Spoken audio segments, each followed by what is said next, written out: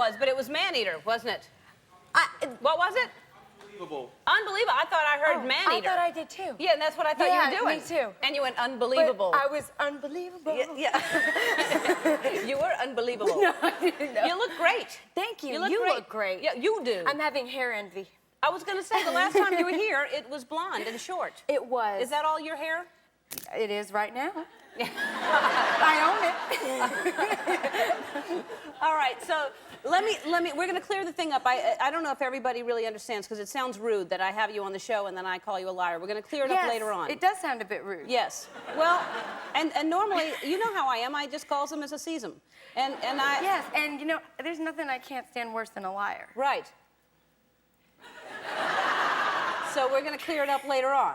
Correct. All right. Now, you're not lying about this. You don't have a driver's license. That is correct. How is that possible? It just happens sometimes. You're 27. Yep, that is correct as well. Yes. We're not on Judge Ellen, yes. Just answer like you're a guest. Okay, should I be... Oh, wait, I'm an actor. I have to slouch. Yeah. So, how do you not have a driver's license? I just didn't get around to it, because I was living in New York, actually, a lot of the time. And for the formative driving years, but I do have to get a driver's license by June when I go to London to shoot this really cool film, guys, called Love and Other Disasters. But in the film, I drive a lot. So I'm going to be learning to drive for the first time over the next month and a half. On the wrong side of the road? Correct. Oh.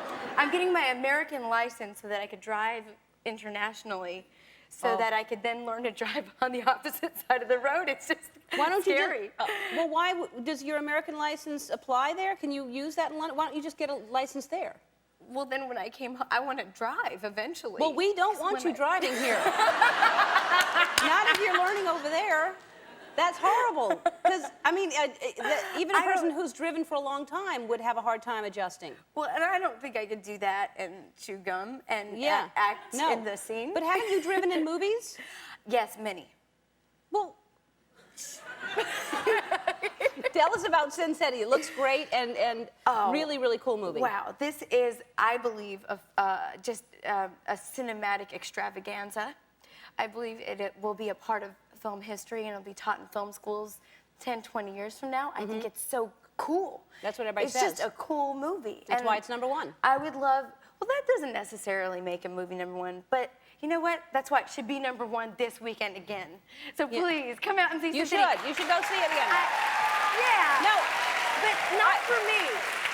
Because there's a lot of, thank you guys. There's a lot of actors in the picture, and I feel very privileged to be in this one. You're adorable. She's the most adorable human. Yeah. The only reason you looked it right in the eye. It's so refreshing. I'm privileged to be a part of this. You and David Letterman. Yeah. I'm very privileged to be a part of this ensemble cast, and Robert Rodriguez and Frank Miller and Quentin Tarantino all directed while I was there. Wow. And this exceptional group of directors, it was unbelievable. And then Clive Owens and Benicio del Toro, I was in the scenes with, and I wasn't with Bruce Willis, but I met him at the premiere, but we had dialogue together. It looks like it's a really cool movie, and people are saying exactly what you're saying about it. I'm proud of it. I'm really proud of it. And you're terrific in it, I hear. I have not seen it yet, but you're terrific in. Maybe they're liars too. Yeah. No. No, they're not liars. Okay. All right, we're going to take a break. We're going to actually have a little court. We're going to have Judge Ellen, and we're going to once and for all settle this thing that you started talking at 4 months old. And a half month. 4 and a half if you watch the tape properly, please. We'll watch it. We're going to play the tape back. Okay, great. All right, we'll be right back right after this. I read that you started speaking at 4 months old. And a half. No, you didn't. I did, I swear. You can't speak at 4.5 months. So they told me. Who told you? My whole entire family. But I wasn't communicating with people till 6 months. What kind of communication at 6 months? Like paragraphs and conversations and things. No, and you were not. You have to come back because I would love to. You're adorable and funny. Thank you. But you're a liar. But we'll have you back. We'll have your family back. We have family members to back up this. If you have evidence, all right?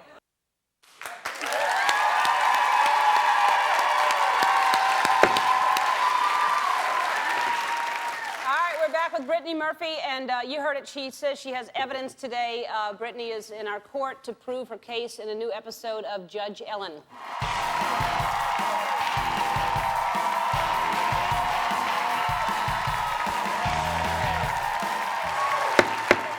Brittany, who would you like to call as your first witness? Well, I have my mother, Sharon, and my aunt, I call her Tessie, but her name is Stephanie, on the phone right now. They couldn't be here in person. Where are they? Who's that man? Just out of curiosity. Answer the question.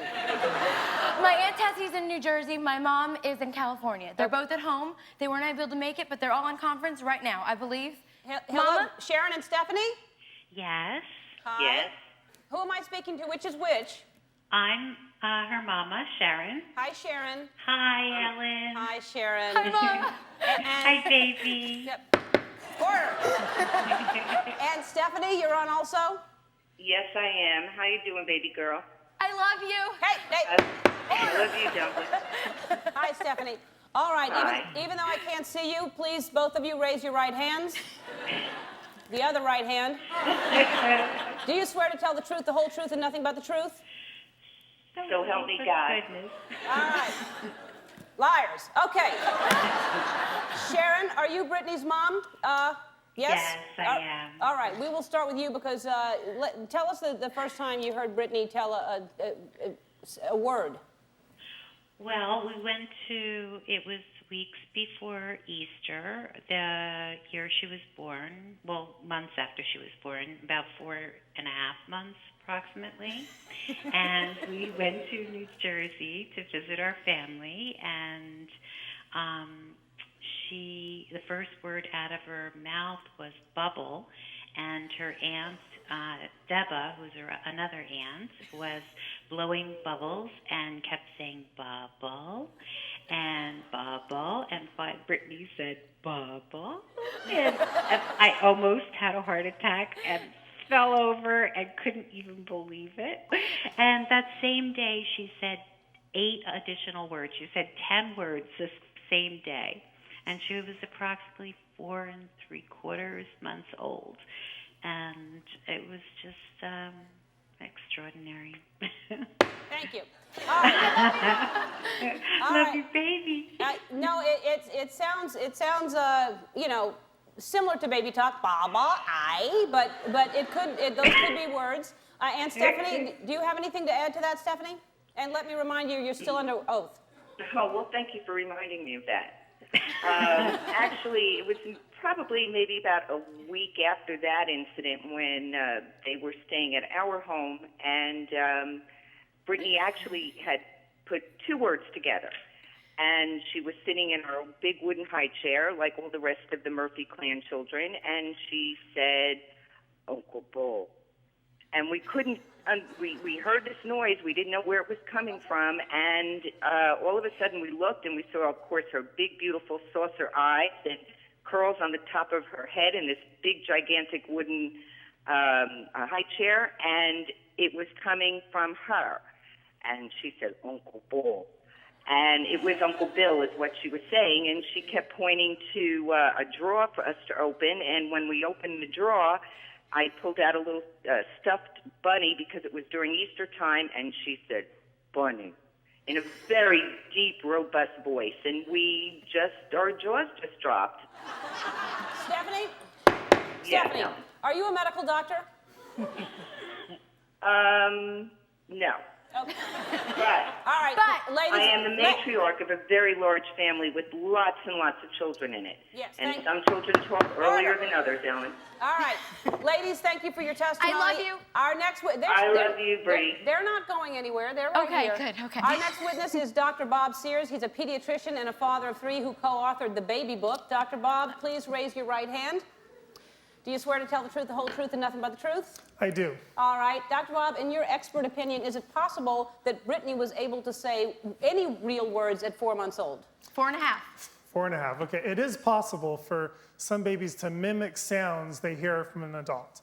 But it's likely that Miss Murphy was hearing her aunt say bubble over and over again all day, that she simply was mimicking the sound by simply babbling something such as ba-ba.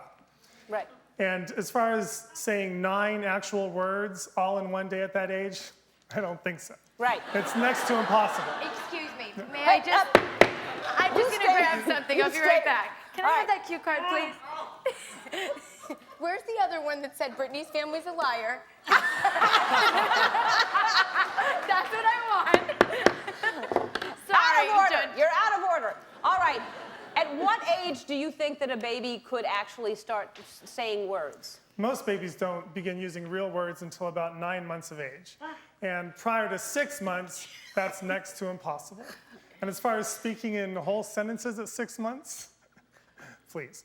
That's just unheard of. All right, I've heard from both sides. I still have my doubts, but here's what I'm going to do. I'm going to take the sworn testimony under advisement. I'll think about it. I'm going to appeal to our viewing audience and to provide more substantial evidence on Brittany's behalf. If you have a baby who's less than 6 months old and can say real words, not ba ba or I, but real words, I want to see it, I want to hear it. So send us a videotape and a copy of your baby's birth certificate. We have one in the family. Order!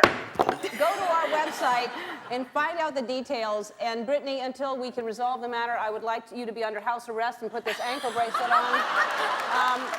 And here's what I say. I think you're adorable. We love having you on, and you're still a liar. You're the This best. court is in recess. Under further evidence, thank you, Brittany, Sharon, Stephanie. Dr. Bob, thank you so much. That concludes this episode of Judge Ellen. Brittany's new movie, Sin City, is in theaters now. We are very happy for the success. We really do love you. Thank you. I love you.